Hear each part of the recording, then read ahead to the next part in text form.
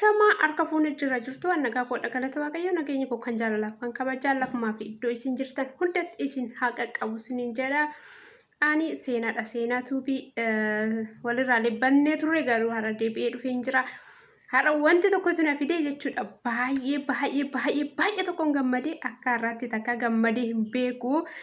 Hundumti keenya gammannee jirra. Gammachuu kiyya kana immoo si wajjin ibsachuu kan dhufee.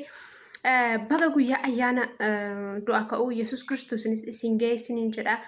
Kan biraa immoo baga gammaddan ijoolleen Oromoo hundumti keessanuu jechuudha. Dhugaa dubbachuu baay'ee tokkoon gammadee jira. Akka tasaa ta'e onlaayinii irra turre har'a. Amma akkuma tasaa ta'e onlaayinii irra gaafa galu bakka wanta amanuudhaaf natti ulfaate tokko dhaga'e.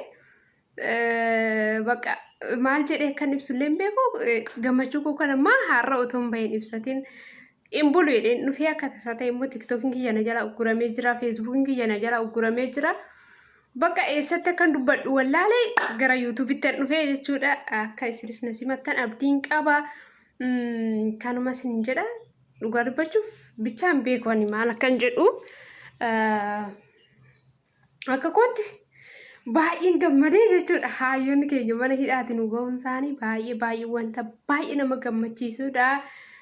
Hayyoota keenya akka tokko malee mana hidhaatiin dararamaa jiranii mana hidhaa keessa nuuf ba'anii jiranii bichaan hin beeku. Dhugaa dubbachuuf baay'ee tokkoon gammadee baay'ee tokkoon gammadee maaliif jennaan namni akka Jawaar keessafuu namni akka Jawaar uummata Oromoo biratti iddoo guddaa qaba. Jawaar jechuun hundumti keessanuu ni beektu. Jawaar jechuun maal jechuu akka ta'e Oromoodhaaf Jawaar jechuun nama Oromoon jaarraa meeqa keessatti argachuu hin dandeenye. Akkuma haacee keenya Jawaar ija keenya jechuudha. Ija ofii dhabuun immoo hagam akka ulfaatu ni beektu. Kanumaan jechuu barbaada. Rabbiin ni beektu hundumti keessanuu tapha Itoophiyaa yookaan immoo siyaasni Itoophiyaa tapha waan ta'eef akka tasaa ta'e tarii amma baasanii bormoo deebisuu danda'u, tarii immoo wanta biraa irratti daawwachuu danda'u.